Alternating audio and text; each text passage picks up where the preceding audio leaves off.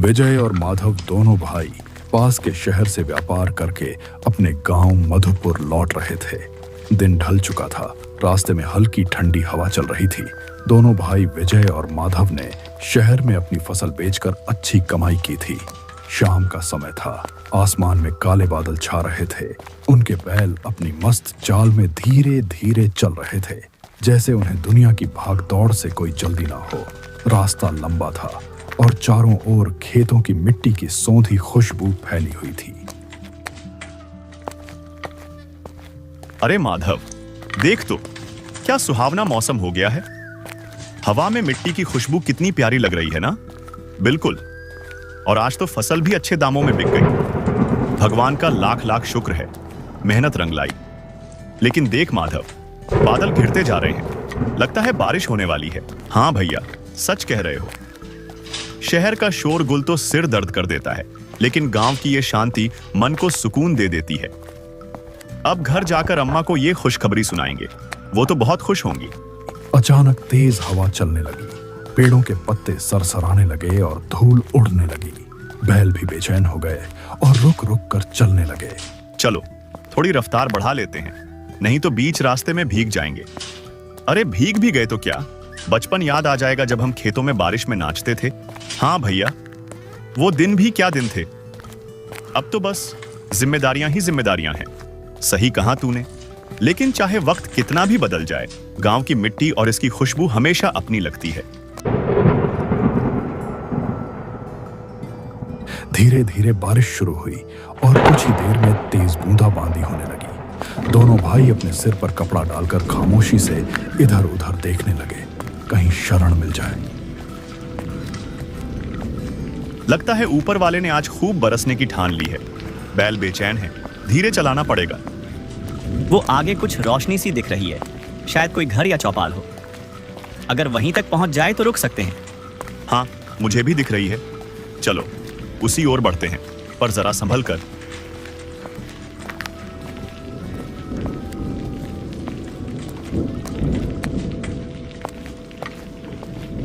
भैया, बैल बार बार रुक रहे हैं। कहीं कुछ महसूस तो नहीं कर रहे? जानवरों को तो पहले ही आभास हो जाता है ना। अरे माधव, तू भी ना। शायद बिजली की आवाज से घबरा गए होंगे। अब लौटने का भी तो रास्ता नहीं दिख रहा। चलो रोशनी तक पहुंचते हैं, शायद मदद मिल जाए। पता नहीं भैया, ये रास्ता कुछ जाना पहचाना नहीं लग रहा। उम्मीद है भैया, वरना ये इलाका डराने लगा है। डर मत, मैं हूं तेरे साथ। जो भी होगा साथ झेल लेंगे। रोशनी की दिशा में मुड़ती बैलगाड़ी की धूल अब पानी में बदल रही थी। मौसम की गूंगी सरगर्मी के बावजूद किसी अनजाने सुकून की हल्की सी अनुभूति मन में उजागर हो रही थी। वे बैलगाड़ी को रोशनी की ओर मोड़ते रहे। बारिश इतनी ज्यादा हो रही थी कि कच्चा रास्ता कीचड़ में बदल गया था और बैलों के पैर मिट्टी में धंसते जा रहे थे, जिस कारण बैल बड़ी मुश्किल से चल रहे थे। बहुत मशक्कत के बाद वे धीरे धीरे एक छोटे से गांव में पहुंचे।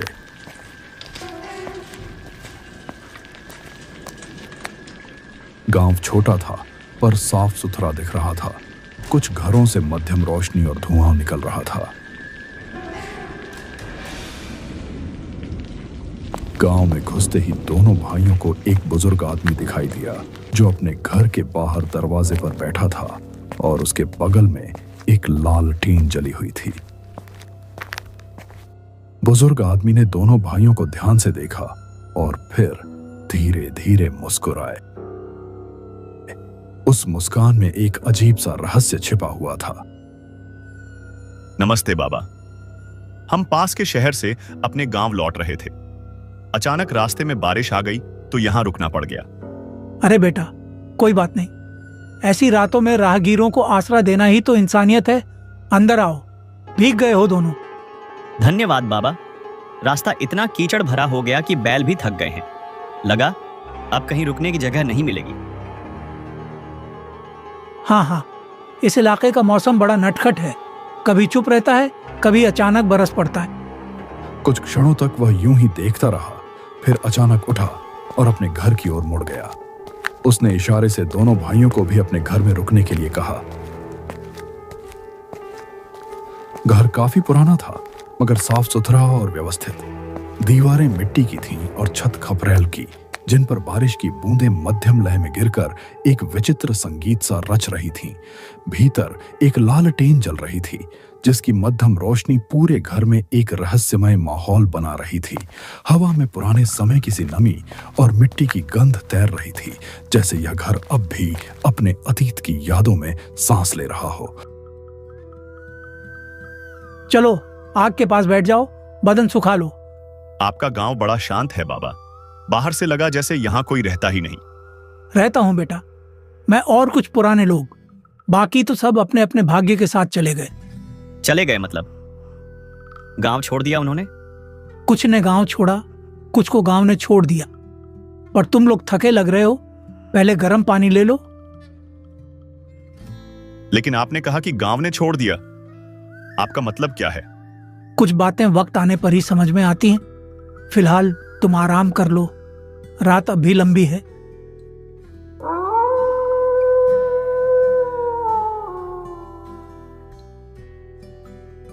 बेटा, इस गांव की मिट्टी में कई कहानियां दबी हैं। जो यहां रहता है वो उन कहानियों का हिस्सा बन जाता है, चाहे वो चाहे या ना चाहे।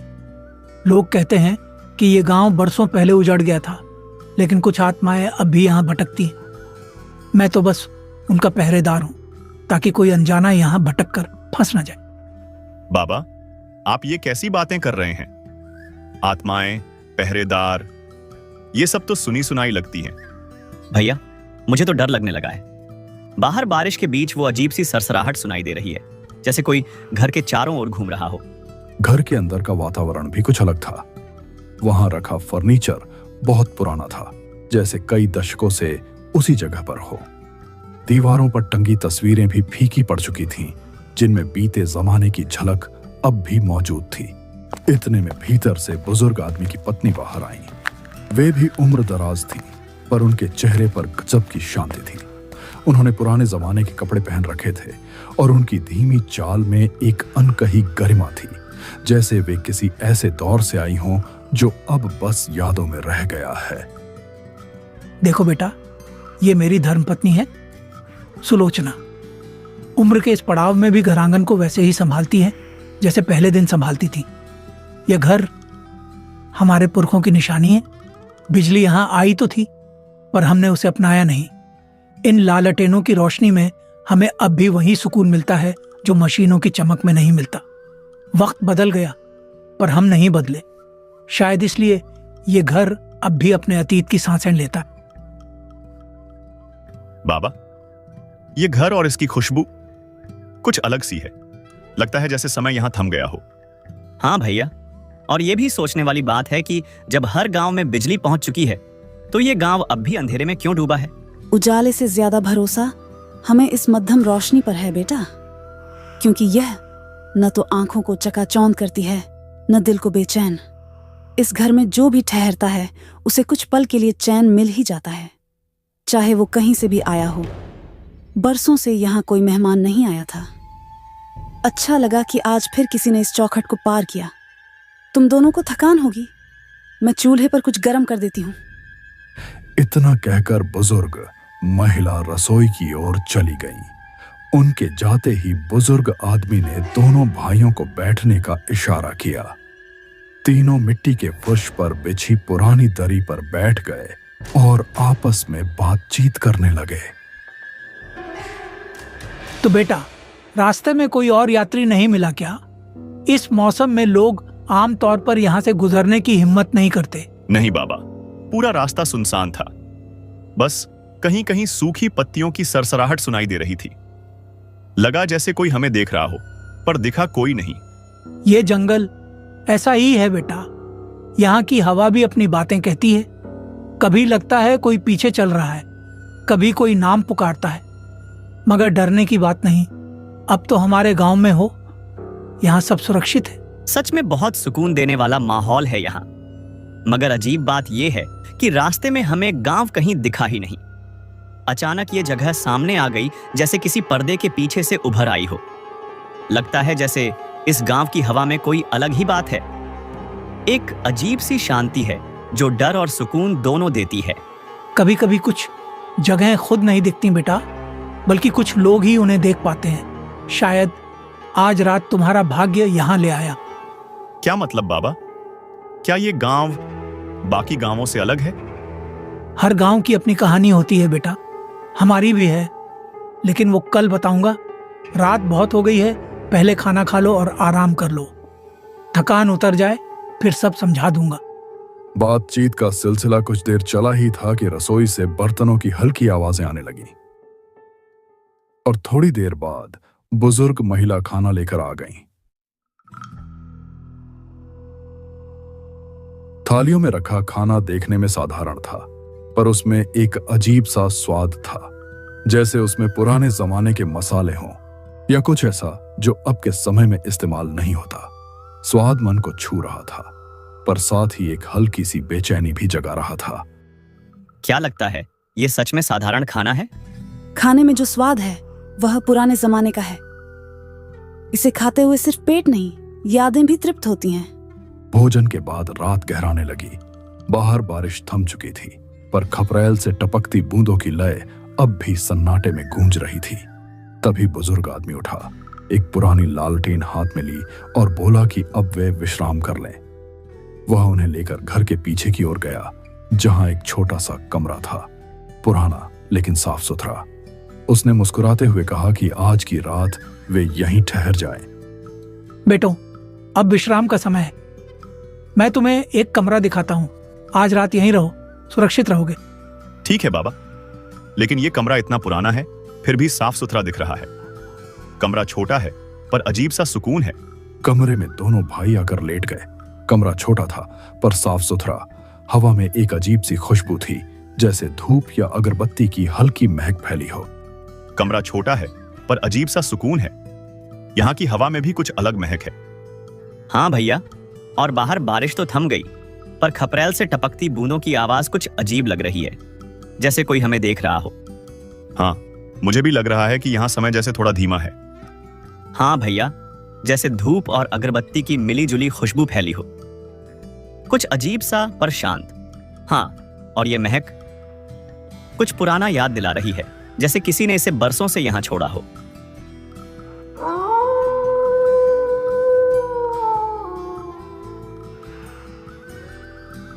रात के करीब 1 बजे माधव को तेज प्यास लगी। पास रखा पानी खत्म हो चुका था, इसीलिए वह चुपचाप बाहर निकला ताकि किसी को परेशानी ना हो।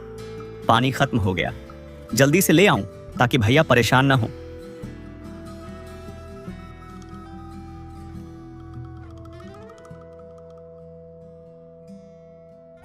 आंगन में पूर्णमासी की चांदनी फैली हुई थी और चारों ओर अंधेरा शांतिपूर्ण दिख रहा था।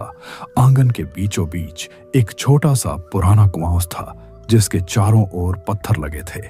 जब माधव ने कुएं में झांका और पानी निकालने की कोशिश की, तो कुएं के अंदर से अजीब सुनी आवाजें आईं, पहले धीमी फिर और साफ।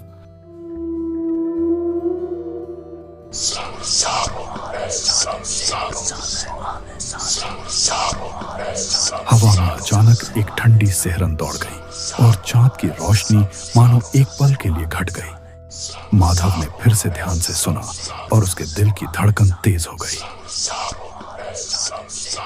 कुएं के अंधेरे में कुछ भी दिखाई नहीं दे रहा था, फिर भी वहां किसी अविचलित मौन का एहसास था, जैसे कोई मौजूद हो और परछाई की तरह दम ले रहा हो।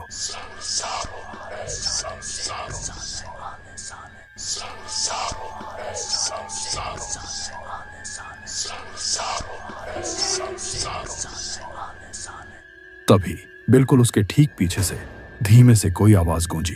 ये रात, ये चांदनी, सब कुछ अपने हिसाब से बोलती। माधव ने डर कर धीरे धीरे मुड़कर पीछे देखा तो बुजुर्ग आदमी वहां खड़ा था। चांदनी की रोशनी में उसका चेहरा बिल्कुल सफेद दिख रहा था और उसकी आंखें अजीब तरीके से चमक रही थीं। अजीब है, कुएं से कुछ आवाजें आ रही हैं, पहले तो हल्की फिर धीरे धीरे साफ। ये क्या है? यहाँ जो दिखाई देता है वह हमेशा सच नहीं होता, लेकिन तुम डर मत, बस ध्यान से देखो और सुनो। माधव के रोम रोम में सिहरन दौड़ गई। बुजुर्ग आदमी की आंखों में एक रहस्यमय चमक थी और उसकी बातें सुनकर ऐसा लग रहा था जैसे वह कुछ और ही कह रहा हो।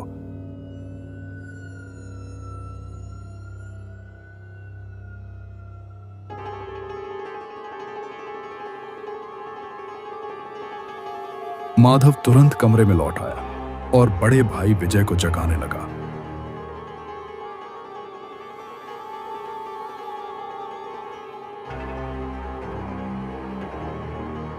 भैया, कुछ कुछ अजीब लग रहा है। आवाजें कुएं से आ रही हैं। हवा बहुत ठंडी हो गई है। मैं जल्दी पानी लेकर लौटता हूं। कुएं में कुछ भी दिखाई नहीं दे रहा। फिर भी लगता है कोई मौजूद है, जैसे कोई परछाई में छिपा हो और मुझे देख रहा हो। उसने विस्तार से बताया कि कुएं से आती आवाजें, बुजुर्ग आदमी का अजीब व्यवहार और उसकी डरावनी बातें सब कुछ बेहद असामान्य और भयभीत करने वाली थीं। यह सुनकर विजय का भी मन कांप उठा। उन्होंने धीरे धीरे अपना सामान बांधा और सावधानी पूर्वक कमरे से बाहर निकल गए। वे बिना पांवों की आवाज किए धीरे धीरे अपने बैलों की ओर बढ़ने लगे।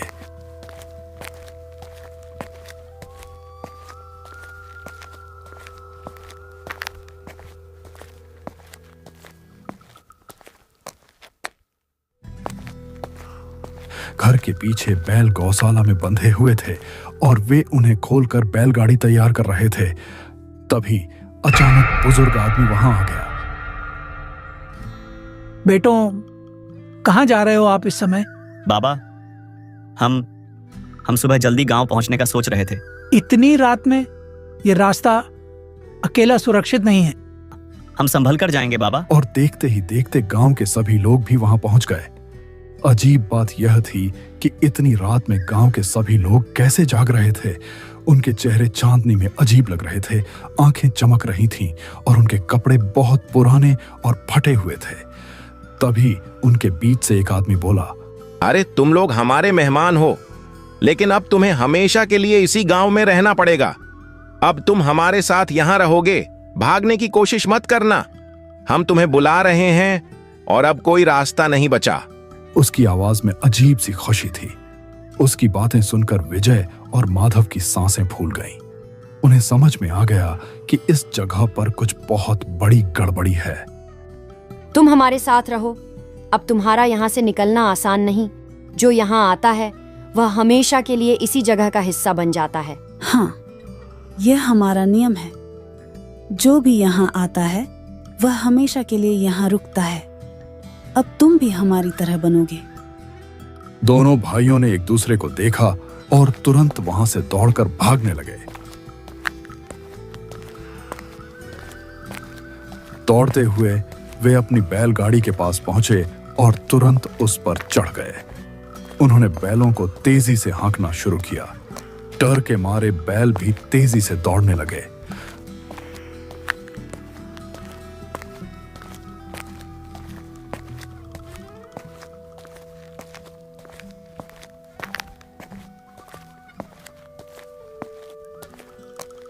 माधव ने पीछे मुड़कर देखा तो उसकी आत्मा कांप उठी। वे लोग उनका पीछा कर रहे थे, लेकिन जमीन पर नहीं, वे हवा में तैर रहे थे। उनके पैर जमीन को छू भी नहीं रहे थे। बैल खतरनाक खतरे को भांपकर बिना रुके तेजी से दौड़ते रहे। पीछे से गांव वालों की अजीब सी आवाजें आ रही थीं, जो रोंगटे खड़े कर देने वाली थीं। वे पूरी रात भागते रहे।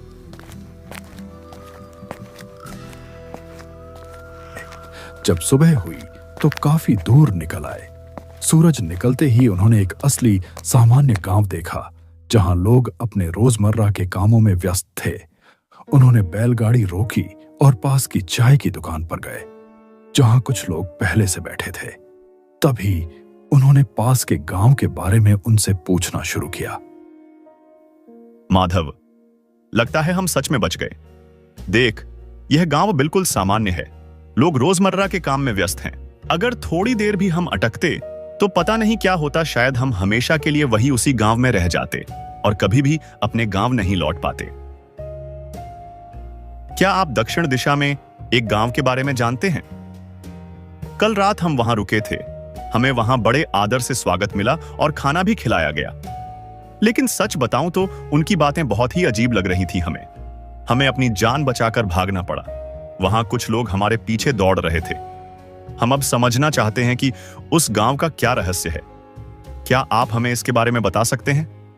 उनकी बातें सुनकर गांव के ही एक बुजुर्ग ने ध्यान से उनकी ओर देखा और आश्चर्य व्यक्त करते हुए उनसे पूछा।